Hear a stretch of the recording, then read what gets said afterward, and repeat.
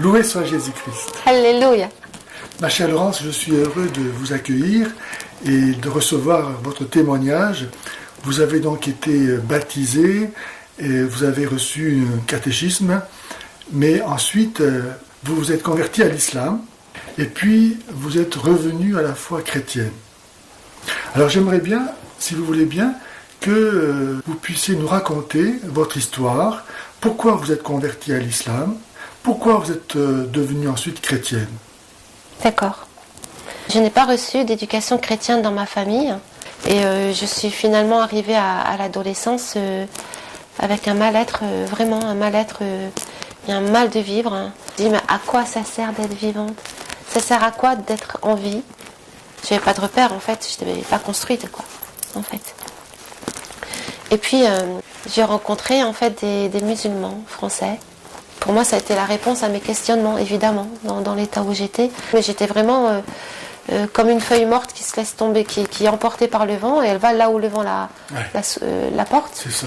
J'étais comme ça, quoi. Ouais. Et j'ai rencontré ces musulmans qui m'ont parlé d'un Dieu, Allah. Et pour moi, ça répondait à ma soif. Donc j'ai de suite adhéré à l'islam. Enfin, on me disait, voilà, ça sert, tu es vivante parce que, voilà, il y a un Dieu qui t'a créé, etc., etc. Enfin, un sens, quoi. Ouais. Et donc, c'est pour ça que j'ai adhéré. Vous voyez, j'avais pas de cadre avant. Et donc, voilà, j'ai fait la shahada, donc il fallait la dire en arabe, même si je connaissais pas l'arabe encore à l'époque, donc je l'ai dit en arabe. Vous le connaissez maintenant aujourd'hui, l'arabe? Oui, j'ai appris l'arabe ensuite. Oui, parce que, bon, je vous le dirai au fur et à mesure, mais l'islam, en tout cas les musulmans disent que l'arabe est la langue du paradis, et que le Coran est toujours très mal traduit s'il n'est pas en arabe. Et une prière dite, les 5 prières musulmanes dites en français ne sont pas valides, donc on est tous forcés d'apprendre l'arabe. Et l'Africain, l'Indonésien, l'Indien, le Pakistanais qui apprend le Coran par cœur depuis des années et des années dans le monde musulman, le connaît par cœur mais ne sait pas ce qu'il dit. Et puis on me dit, il faut que tu portes le hijab, le voile, comme ça à l'époque. D'ailleurs, vous avez des photos, ouais. On va montrer ça à nos spectateurs. Vous voulez commenter les photos? Bah écoutez, là c'était donc ma première année dans l'islam et j'étais partie en Tunisie quelques mois. J'étais dans un village entre Sfax et Gabès, en Tunisie. Et là, quand on vous voit jeune... Et là, c'est quelques années plus tard, en fait, voilà. Donc je suis entrée dans l'islam à 21 ans, je me suis mariée à 23 ans et ma fille, Maria, est née à 25 ans. Et donc là, c'est 4 ans après mon entrée dans l'islam. Je me suis mariée 1 an après ma conversion à l'islam avec un Pakistanais, pratiquant bien entendu, c'est évident. D'accord. Voilà.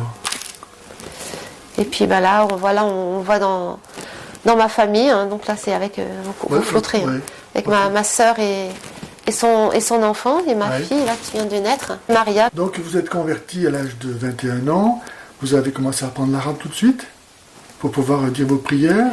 On nous apprend très rapidement à donner la prière principale, qui est le Fatiha. Et ben, la communauté musulmane en fait. Comment vous l'avez rencontré où cette communauté? Alors quand j'ai rencontré donc ces musulmans français, ils m'ont introduit auprès d'amis. À eux, donc d'amis musulmans. Dans des familles, finalement. Dans des familles, tout à fait, en appartement. On avait des cours d'islam à la mosquée, des cours d'arabe, des cours de tajwid, c'est-à-dire de psalmodie du Coran. Et puis on se voyait entre femmes aussi. Chez les unes, chez les autres. Chez les unes, chez les autres, etc. Pour lire l'arabe ensemble, je me souviens même plus pourquoi d'ailleurs, pour parler de l'islam, pour faire des gâteaux ensemble, pour faire du thé ensemble, enfin voilà. Il y a une vie effectivement fraternelle qui se fait.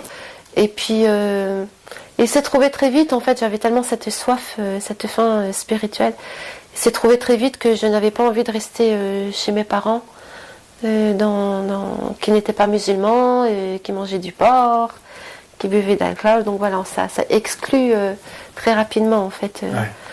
Vous vous sépariez des impurs. Oui, j'ai pris les adresses des associations musulmanes de France et je leur ai écrit à toutes en disant, ben voilà, je suis musulmane fraîchement convertie, je voudrais vivre dans la communauté musulmane, mes parents ne sont pas musulmans et je cherche un travail dans la communauté musulmane pour pouvoir rester parmi vous. Et c'est ainsi que j'ai rencontré celui qui est devenu mon mari en fait, Abderrahman, qui est pakistanais et qui était venu en France envoyé par le parti islamique de son pays pour étudier justement faire de l'économie comparée. Voilà. Et il m'a emmené en Angleterre, on a fait connaissance avec une maison d'édition avec qui j'ai commencé à faire de la traduction. Voilà, et puis peu après, on s'est mariés.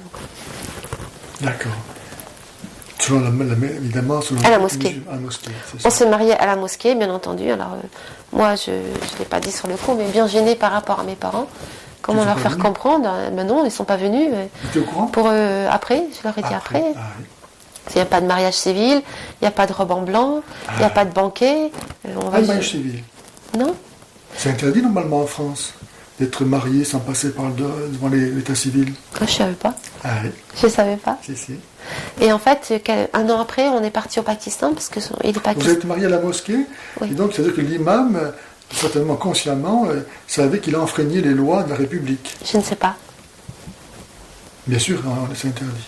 J'étais prête à obéir à tous les ordres et préceptes d'Allah, parce que pour moi, il était la réponse à mon mal-être. Et donc, j'ai eu aucun problème. On m'a dit très très vite, il faut que tu mettes le voile parce que c'est écrit dans le Coran. Effectivement, je l'ai vu dans le Coran. Il dit aux femmes des croyants de rabattre sur elles leur grand voile, ce sera mieux pour elles, etc. En arabe plus tard et tout. Donc j'ai mis le hijab sans problème, quoi. On m'a dit il faut faire 5 prières par jour, parmi les prières obligatoires. Oui, bien sûr, j'ai vite appris à prier, etc. Il faut dire qu'à l'époque, j'ai fait partie des premières françaises à mettre le hijab, à être musulmane. Il y en avait quand même aux USA, etc. Mais en France, dans les années 80, c'était pas encore trop courant. Et donc quand les musulmans voyaient une française musulmane, vraiment avec le voile, habillée, etc., pour eux c'est sûr, elle va au paradis. Donc voilà, on avait un petit peu quand même un prestige, entre guillemets, mais pour la vitrine, parce que dans la communauté, au fur et à mesure que j'avance, donc dans les années, dans la vie de la communauté musulmane, je m'aperçois qu'il y a un racisme musulman envers le français. Si on n'est pas de sang arabe, on comprendra bien toujours moins que le musulman de souche. C'est évident.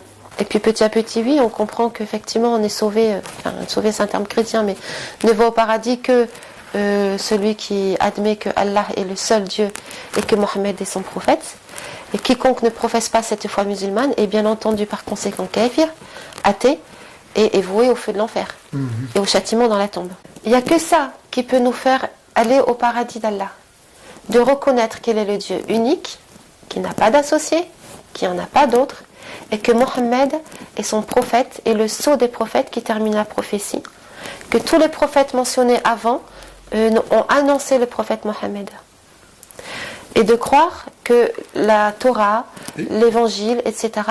ont annoncé la venue de Mohammed, mais que les juifs et les chrétiens ont falsifié leurs livres pour renier ça. Si on veut vraiment croire que Allah est le vrai Dieu, au mépris de notre propre réflexion, on fait ce choix et on croit Allah et on arrête de réfléchir.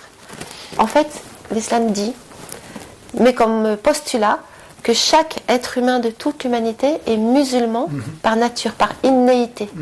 Et qu'ensuite on pervertit notre foi et donc on devient athée, bouddhiste, etc., etc. Le grand privilège de l'islam, c'est de croire que Dieu est unique, n'est-ce pas? Or, tous les chrétiens, tous les juifs, tous les prophètes ont déjà dit cette chose-là. Donc Mahomet, pourquoi l'a annoncé? Parce qu'il n'apporte rien finalement de nouveau. Absolument. Donc voilà une contradiction. Et ça montre bien que c'est un endoctrinement, l'islam. Il y a un verset par exemple du Coran qui dit ô vous les croyants, il vous est permis d'épouser 1, 2, 3, 4 femmes, ou des épouses parmi les croyants, ou celles que vos mains possèdent. Donc celle que vos mains possèdent, c'est une traduction littérale de l'arabe, qui veut dire donc vos esclaves. Quand on est musulmane, et qu'on adhère à cette foi et qu'on le croit vraiment, cette parole ne nous choque pas. Et moi, à l'époque, je passais au-dessus, je me demande aujourd'hui comment j'ai fait. Mais les fois où je m'arrêtais, je me disais oui, non, mais c'est plus maintenant. C'est plus maintenant, ça n'existe plus, l'esclave maintenant. Alors que c'est faux. On le voit très bien, ce qui se passe au Tchad, au Nigeria. Voilà, au Nigeria, en Irak, enfin, partout, voilà. On attire les occidentales avec un discours qui est complètement tout autre. Parce qu'en fait, dans l'islam, il y a tout et son contraire.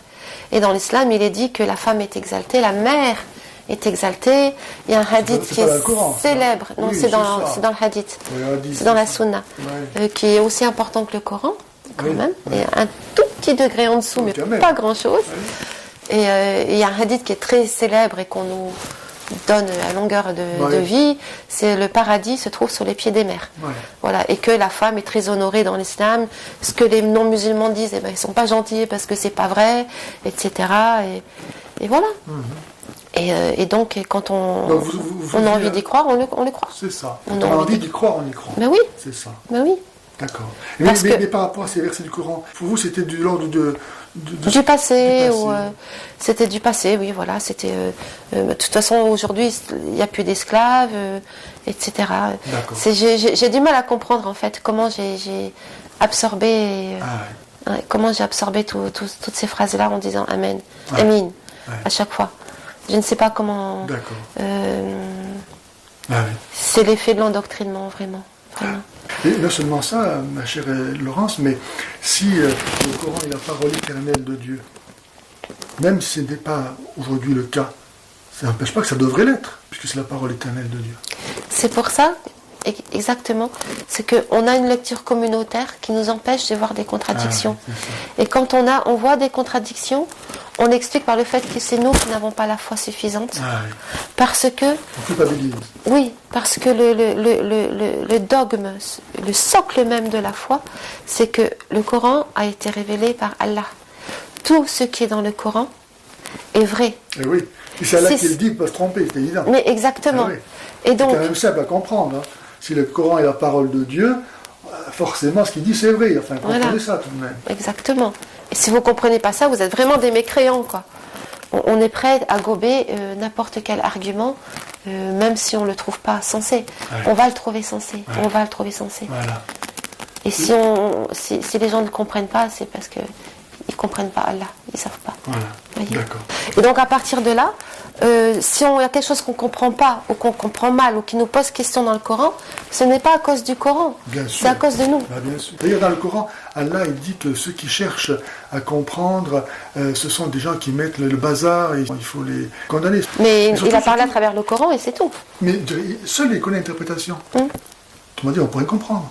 Je ne pas là, nous. Mais surtout, donc, comme vous disiez, ce sont ceux qui cherchent à comprendre, qui sont culpabilisés. Tout à fait. Et donc, ils lisent ça, ils lisent le Coran parce qu'ils veulent être de bons croyants. Ils veulent aimer Allah. Et ils sont victimes de l'islam. Ils sont victimes de l'islam. Ils sont empêchés de réfléchir. Le musulman croit que le chrétien est polythéiste, mouchrik. Le musulman croit que le chrétien croit en un Dieu qui est Père, Fils, et que Marie est la troisième des trois. À cause d'une mauvaise traduction, c'est encore des preuves que le Coran s'est élaboré au cours des siècles. Pour le bon vouloir et d'action de calife, comme pour l'adoption, le concubinage, etc. Bien sûr. Et en fait, Esprit Saint, c'est un mot qui est féminin, et ça a été traduit, et les copistes qui ont écrit ça en arabe ont cru que c'était Marie, qui était dans la divinité de Troie, quoi. Et donc voilà, c'est une erreur. Vous n'osiez pas remettre en cause tout le système qui s'est imposé à vous comme étant d'origine divine. Ça aurait été monstrueux de votre part d'oser critiquer, soumettre une question à quelque chose qui se présentait comme étant parfait, n'est-ce pas ? Et je ne pouvais d'autant moins remettre en cause quelque chose qui avait l'air de répondre à ma faim et à ma soif. D'autant plus. Parce que vous le dites comme ça, n'est-ce pas ? Parce que vous aviez projeté sur l'islam la réponse à mon mal-être de l'adolescence. Absolument. Absolument. Je comprenais que dans l'islam, il y avait des repères, il y avait un cadre, il y avait un but, une explication de la vie, etc. Donc pour moi, ça allait. Donc j'étais la première à rien remettre en cause. Et j'étais la première dans ma lecture de tous les jours du Coran, que si je ne comprenais pas, c'est à cause de moi qui ne comprenais pas. Et d'où ça m'a donné encore plus la motivation d'apprendre l'arabe également. Vous voyez ? Et d'obéir à tout ce que Allah disait.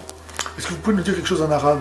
نعم كما تحبي يعني الفاتحة سورة الفاتحة أعوذ بالله من الشيطان الرجيم. Ça fait longtemps hein. بسم الله الرحمن الرحيم الحمد لله رب العالمين الرحمن الرحيم مالك يوم الدين إياك نعبد وإياك نستعين اهدنا الصراط المستقيم صراط الذين أنعمت عليهم غير المغضوب عليهم ولا الضالين آمين. Merci. Vous le dites plus ça maintenant. Ah non alors. Bon, très Ah non alors.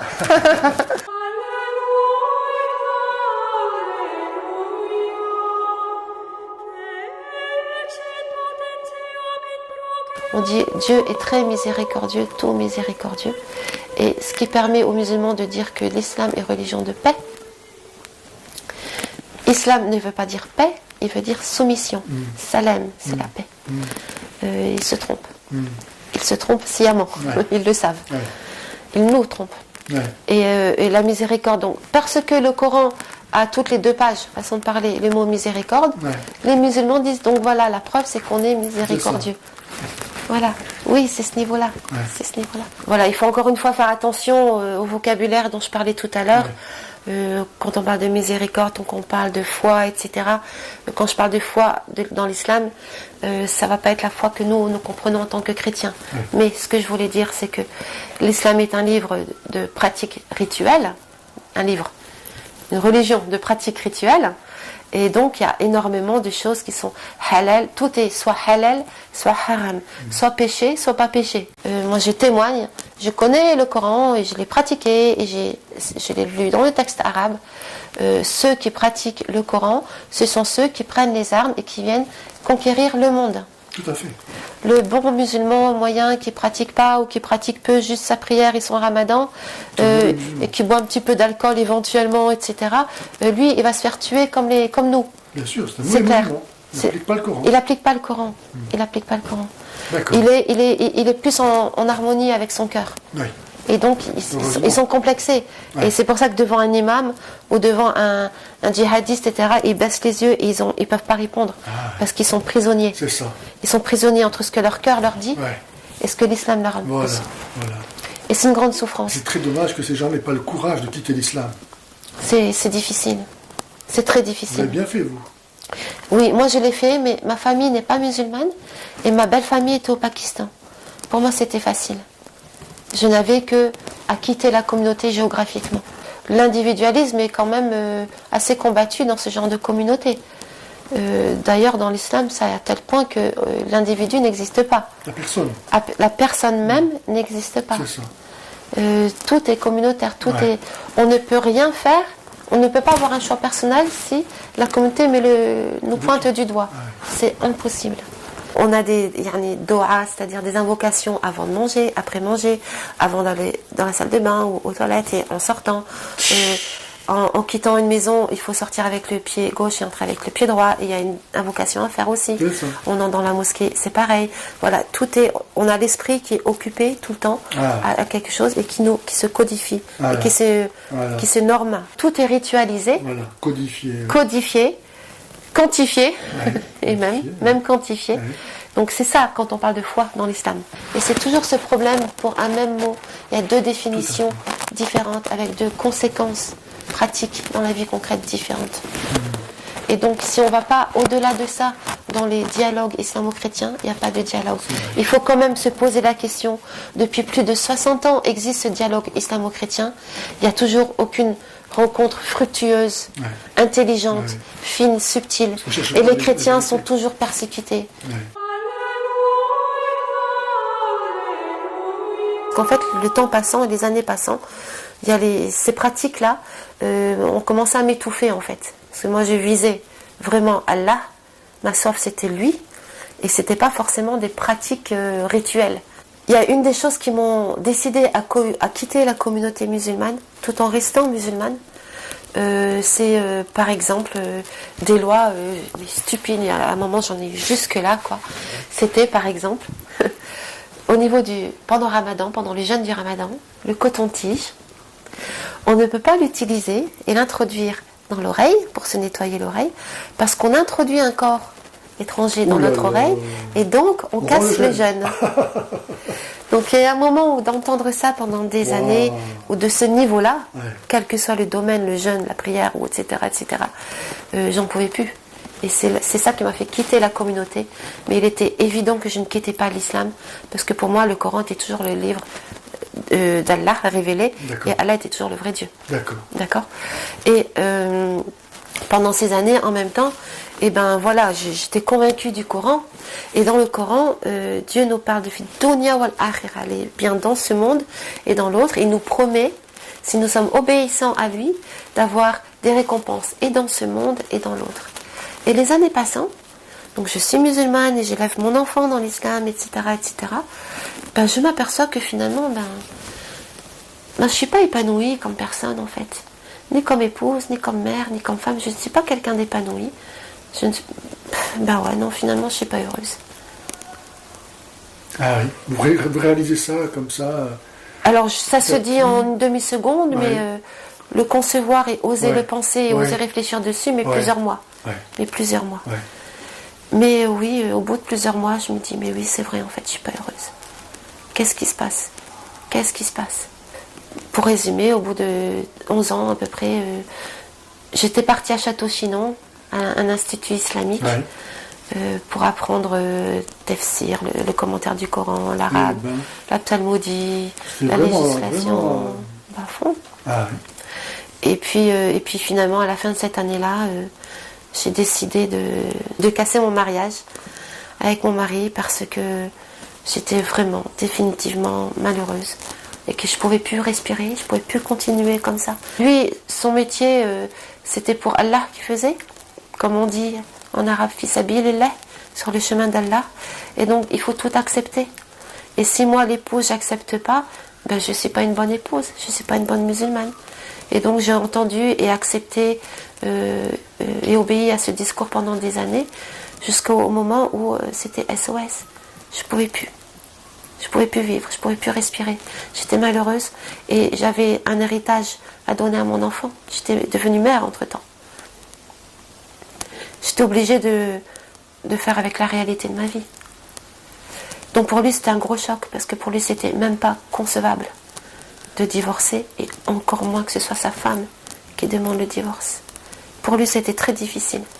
Et comme je vous disais au début de la conversation, voilà, nous sommes, les occidentales sont attirées dans l'islam avec des promesses. La femme est un bijou dans l'islam, elle a une place très honorable, etc. Et ne croyez pas les non-musulmans qui disent que la femme n'a aucun droit. Et puis, il fallait bien que je vive, évidemment avec le hijab, parce que j'étais toujours musulmane, convaincue d'Allah. Mais il fallait que j'ai un logement et il fallait un travail avec le voile et puis son enfant, elle était à l'école à l'époque, etc. C'était pas facile. Et j'ai continué et c'est à partir de ce moment-là aussi où le fait de quitter la communauté musulmane, si vous voulez, et de revenir, de vraiment avoir, de chercher une relation plus intense et donc finalement plus personnelle avec Allah, a fait que ma lecture du Coran est devenue une lecture personnelle en fait. Ça s'est fait tout seul. Le fait de quitter la communauté musulmane a apporté une lecture personnelle du Coran. Et ça, c'est quelque chose que vous allez retrouver dans de nombreux témoignages. Je l'ai entendu vraiment plusieurs fois, d'ex-musulmans qui sont devenus chrétiens ou qui ont arrêté la foi musulmane. À un moment de leur vie, ils font une lecture personnelle. Joseph Fadel le dit aussi très clairement, enfin, beaucoup d'autres, voyez. Et je commence cette lecture personnelle, et là, je commence à lire comme des choses que j'avais jamais lues, quoi, si vous voulez. Mais surtout, en fait, c'est que je veux garder le Coran comme livre de chevet. Je suis toujours convaincue qu'Allah, il est le vrai Dieu. Et que il faut être musulman pour être heureux, fit dunya wal akhirah, dans ce monde et dans l'autre. Et le temps passe, les années passent encore. 2-3 ans, et je m'aperçois que je suis toujours malheureuse. Je suis toujours malheureuse comme les pierres. Pourtant, vous êtes Et fervente. toujours pas épanouie. Et je suis Vous faites fervente. tout ce que vous pouvez pour obtenir... Et j'en témoignerai au risque de passer pour une orgueilleuse ou une, je sais pas comment dire, mais je témoignerai jusqu'à la fin de mes jours que j'étais à fond Sincère. dans l'islam. Ouais. J'étais sincère. Ouais. J'ai fait plus que mes 5 prières, plus que le ramadan. Ouais. J'ai passé des nuits blanches à lire le Coran, des nuits blanches à parler avec des musulmans, et des nuits blanches à chercher au fond de moi pour arrêter d'être méchante, arrêter d'être impatiente, arrêter d'être, voilà, de couper tous les défauts. J'ai passé des nuits blanches, c'est pas une image. Et donc, j'avais vraiment ma sincérité pour moi, et ma volonté d'être soumise à Allah. Et pour moi, c'était un honneur et un amour d'être soumise à Allah. Parce que j'avais pas d'autre comparaison. Moi, c'était bien. Vous voyez ? Et les années passent, encore, et je suis toujours pas heureuse. Et je suis toujours, mais vraiment de plus en plus malheureuse finalement. Et je suis obligée, là franchement c'est SOS quoi. J'ai le voile, je dois travailler, j'ai pas de mari, j'ai un petit bout de fille, un bout d'enfant qui a pas demandé quoi que ce soit, qui veut juste être une bonne musulmane comme de tout le monde, hein, parce que je la prends comme ça.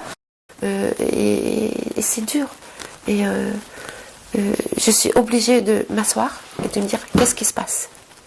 Donc ça, encore une fois, je l'ai dit en une phrase, ça prend des mois à le concevoir, à oser le penser et à oser s'asseoir et dire un jour à Allah, Allah, je comprends rien, je te suis depuis longtemps, je sais que tu as la vérité.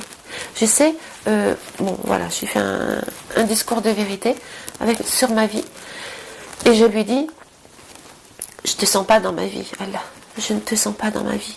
Donc je vais faire quelque chose pour t'obliger à venir dans ma vie. Tu demandes que les femmes, tes croyantes, mettent le hijab.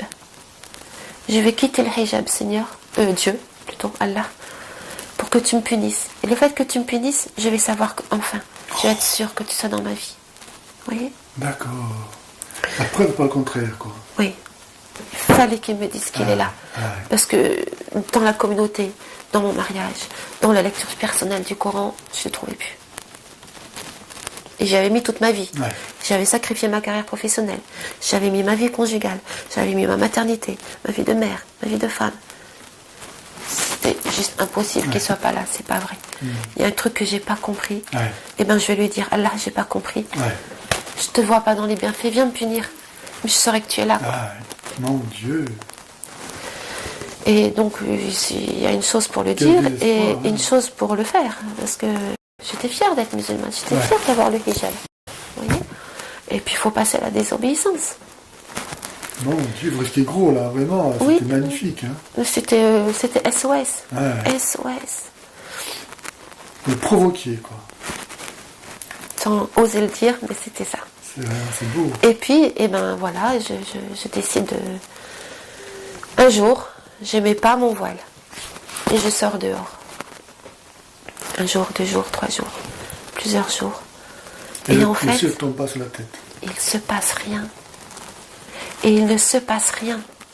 Et ça a été comme le château de cartes qui s'écroule. Vous attendiez à quoi que frapper la lèpre, devenir aveugle? Je sais pas. Un châtiment. Un châtiment, une punition. Voilà. Une punition. La maison en feu. Je sais pas, oui, quelque chose. Voilà. Un accident, j'ai plus de jambes, je sais pas. Et il se passe rien. Il se passe rien. Il se passe rien. C'est un vieux mort, quoi. Mais en fait, moi, ça a été le château de cartes qui s'écroule, quoi. Ça a été le château de cartes qui s'écroule. Mais alors, si là, il n'est pas là, et dans la prière, et alors, mais est-ce que ça explique pas pourquoi ça répond pas à mes prières? Est-ce que ça n'explique pas, s'il n'est pas là, que ça répond, qu'il n'y a pas de réponse à mes demandes? À ma soif d'être épanouie, d'être une femme? Je me suis toujours fait une illusion, finalement. Mais alors, ça veut dire ça? Ça veut dire que j'arrive à 40 ans, et que je m'aperçois que Dieu n'est pas vrai, et qu'il n'est pas vrai, et que c'est une illusion, et que je me suis fait avoir. Et on en prend un coup là dans son intégrité, dans son orgueil, bien ou mal placé, on s'en fout là. Je suis une belle idiote, et j'ai entraîné ma fille. Oh là Et là. j'ai 40 ans, Quel traumatisme. j'ai jamais travaillé. J'ai mis toute ma foi et toute ma vie dans une chose dont j'ai été passionnée, qui n'existe pas. Magnifique. Non. Mais si, c'est magnifique. Avoir le courage d'accepter, de reconnaître cette éventualité, il faut être très fort. Il faut être très désespéré, en fait. Et sincère. Ouais. Si on a blindé la sincérité, on est obligé d'y être. On est obligé de le voir, ça. Merci Seigneur. Et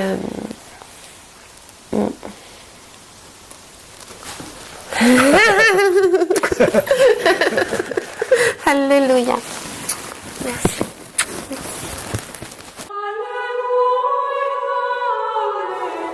Et donc quelques temps passent ainsi. Et puis je peux juste pas rester, je peux pas continuer encore une fois à vivre comme ça, quoi. J'étais complètement liée à l'intérieur. Et le mois d'août arrive, et le mois d'août c'était mon mois de congé. Et mon enfant Maria, ma fille, est partie en vacances chez ses cousins, cousines. Et donc le mois il était pour moi. Il fallait absolument que je fasse quelque chose, en fait. Je pouvais pas continuer à vivre comme ça, et il fallait que je vive. Et donc j'ai regardé sur internet, j'ai trouvé au fin fond de la forêt des Landes, dans un petit village, un lieu en fait qui était tenu à l'époque par un prêtre et par une religieuse d'une communauté, je ne sais plus qui. Et en fait ils ont un lieu et ils accueillent des gens qui font des stages de thérapie personnelle, thérapie de couple, enfin, je ne sais pas quoi exactement. Bon, jusqu'à maintenant j'ai pas trop compris, mais ça m'est égal. Et donc, ok, je m'inscris à ce stage, c'était 1 semaine. Et puis le prêtre nous fait faire le tour de nos chambres, et puis du lieu où se passera le stage, et où on mange, etc. Et puis à la fin du tour, il nous dit, bon voilà, ben, moi je suis prêtre, et donc je célèbre la messe tous les jours à 18h. Et pour ceux qui veulent venir, eh ben, ils viendront, ils peuvent venir, qu'ils viennent, vous voyez. Et bien, étonnamment, moi je dis pourquoi pas. Et je dis étonnamment parce qu'il fallait m'amener n'importe quelle personne croyant en Dieu. Musulman, chrétien, bouddhiste, peu importe. Ils me disent qu'ils croient en Dieu, mais j'avais tous les arguments, parce que blindé de sincérité et de recherche, pour leur dire, mais il n'existe pas ton Dieu, tu te fais avoir. Va-t'en, et ne parle pas d'un Dieu qui n'existe pas. Ça y est, j'ai donné, moi, et j'ai un enfant à nourrir. Vous voyez? Et là, étonnamment, le prêtre dit qu'il veut vienne. Étonnamment, je dis, ben ouais, pourquoi pas. Et là, en fait, le Seigneur a commencé à travailler. Mais je ne m'en suis pas rendu compte de suite, en fait. Le prêtre commence à dire la messe, mais en fait, j'ai absolument aucun souvenir. Et pourtant, j'étais vraiment là. Mais j'ai aucun souvenir parce que, tout simplement, de façon absolument normale et tout simplement, en fait, je sens, je ressens, et je m'aperçois que je suis absorbée dans une présence, une force de présence, et c'est une force d'amour, mais en fait c'est tellement, c'est la présence elle-même qui est l'amour, en fait. Et cette personne, cet amour, une force d'amour, je sais que c'est Jésus-Christ. J'étais dans la joie, dans la joie, mais parce que toute ma vie a un sens, ça veut dire. Toute ma vie a un sens, et je suis sauvée. Quel sens? Parce que Dieu est. J'ai cru un faux Dieu, mais le vrai Dieu, il m'a toujours écouté, il m'a toujours entendu, et il est venu. Pendant plus d'un an, j'ai jubilé de joie jour et nuit, quoi. J'étais juste dans la joie. J'étais juste dans la joie. Mais si, je savais pourquoi. Parce que finalement, le vrai Dieu, il existe. Il existe et il m'aime. Et il veut bien être dans ma vie, et il veut bien que je sois dans sa vie. On était à la messe. C'est une grâce. Ah, ouais. C'est une grâce. Et aujourd'hui, vous croyez la même chose? Mais oui. Mais oui, comment? Vous êtes sûr que vous n'êtes pas trompé une nouvelle fois? Ah, mais ça m'est venu. Hein. Cette question-là m'est venue. Cette question-là m'est venue. Et comment vous avez alors résolu le problème? Tout d'un coup, il me vient une peur viscérale. Et pourtant, tout ce que je viens de raconter là, c'est indélébile, c'est inscrit. Ouais. Je veux dire, vous ne l'avez pas inventé. Je l'ai pas inventé. Je me suis pas imaginé. J'ai été chercher, hein, j'ai été vérifier. Ça vient de moi. Qu'est-ce qui se passe, etc. Hors de question que je croie une seconde fois et de me tromper. Et justement, j'ai cette peur-là qui vient, mais une peur qui me prend comme ça, quoi. Mais si je me trompais encore, ouais, c'est bon, une fois, mais pas deux, quand même, pas. Non. Vous voyez, c'est pas possible, quoi. Et en même temps, il s'est passé ce qui s'est passé là avec le Christ. Il est venu comme ça dans ma vie, donc ça, je peux pas le retirer. C'est obligé, c'est un fait, ça. Ouais. Mais en même temps, tout d'un coup, j'ai cette peur qui me vient là. Et l'Esprit Saint nous conduit. Et l'Esprit Saint nous conduit. Et il me fait rencontrer une personne qui s'appelle Pierre Perrier et qui est depuis plus de 40 ans sur les recherches dans l'oralité des évangiles, le premier siècle chrétien, comment le Christ, quelle était la pédagogie du Christ envers les apôtres et les apôtres envers nous, jusqu'à aujourd'hui, pour transmettre la parole, le verbe. Vous voyez ? Et voilà, et l'oralité évangélique, et la source apostolique de l'Église, etc. Et il se trouve que pour moi, c'était important de rencontrer cette personne, et surtout les résultats de ses recherches, jusqu'à aujourd'hui, parce qu'il me fallait du concret, moi. Il me fallait du concret. Il fallait que ça s'incarne dans ma vie, il fallait que ce soit matériellement, historiquement vérifiable. Je ne prenais pas un autre risque, hors de question. Donc maintenant, vous cherchez des arguments rationnels. Rationnel, oui, absolument. Puisque finalement, on a le droit de croire à son bon sens. Je cherche des arguments de bon sens, historiques. Et en même temps, de rencontrer Pierre Perrier, je fais la rencontre du père Édouard Marie Galès, qui a écrit, entre autres, sa thèse sur l'origine historique de l'islam et l'élaboration du Coran au cours des siècles. Le Messie et son prophète. Le Messie et son prophète. Et quel est le rôle des sacrements pour vous ? Il se produit dans le sacrement ce que j'ai vécu ce jour-là, en fait. Donc c'est ça qui est bon. C'est le Seigneur lui-même qui vient. Dans le sacrement de l'Eucharistie, dans le sacrement du pardon. Et j'ai reçu le sacrement de confirmation après, parce que je ne l'avais pas eu quand j'étais enfant. Et donc je l'ai reçu 2 ans après, donc ça fait 4 ans maintenant. D'accord, très bien. Sacrement de confirmation. Vraiment de recevoir l'Esprit Saint en soi. Ouais. Non pas comme un passager, comme un hôte de passage, mais comme quelqu'un qui demeure en vous, qui est partie prenante de ce que vous êtes, qui devient votre esprit. Voilà, et ami fidèle. Ami fidèle. Conseiller véritable. Amen. Mais c'est tellement vrai, c'est tellement vrai. Consolateur. Le consolateur. Et qui arrange les choses pour nous. Qui nous révèle, qui nous enseigne qui est Jésus. Parce que Jésus, on ne peut pas le connaître comme il est Dieu. On ne peut pas savoir qui il est si l'Esprit de Dieu lui-même ne nous révèle pas qui est Jésus. Oui, c'est vrai. Nul ne vient à moi si mon Père qui m'a envoyé me l'attire. Être chrétien, c'est une grâce extraordinaire, surnaturelle. Ça dépasse toute compréhension humaine. C'est pas à portée humaine, être chrétien. C'est un grand mystère, une grande grâce. C'est divin. Exactement. J'ai dit au Christ, Seigneur, mais vraiment, ok, tu veux mon bonheur. Autant que même moi, je ne peux pas m'imaginer être heureuse comme ça. Mais Seigneur, tu sais que dans mon bonheur, il y a ma fille. Qu'elle te connaisse, Seigneur. Ah oui. Qu'elle te connaisse et qu'elle soit aussi heureuse que tu me donnes de l'être. Et il se trouve que le Seigneur a fait un chemin avec ma fille aussi, qu'elle racontera à une occasion. Elle raconte, elle, de son côté. Ah oui. Elle a vraiment eu une rencontre aussi, donc elle raconte son éducation dans l'islam, des choses qu'elle a vécues, etc. Et cette rencontre qu'elle a eue avec le Christ, et elle a reçu le baptême. Vous êtes heureuse depuis que vous êtes devenue chrétienne ? Vraiment, vraiment. Qu'est-ce que vous diriez à des jeunes gens aujourd'hui qui veulent se convertir à l'islam ? Quels conseils vous leur donneriez ? De faire une lecture personnelle du Coran, s'ils ont déjà le Coran chez eux, ou Internet. Ils vont vous dire, moi je ne peux pas lire le Coran, je n'ai pas la science des savants, des cheikhs et des imams. Mais le Coran, chaque musulman a l'obligation de le lire, puisqu'il prie, les prières musulmanes sont faites avec des versets du Coran. On peut dire donc aux jeunes gens qui veulent se convertir à l'islam qu'ils ne doivent pas s'en remettre, sous prétexte qu'ils ne peuvent pas lire le Coran, à la science des savants, ou supposait-elle. Sinon, ça veut dire que Allah n'a pas une relation personnelle avec eux, mais que la religion musulmane, contrairement à ce qu'elle le postule, n'est pas une relation directe avec Allah, sans intermédiaire, sans associé.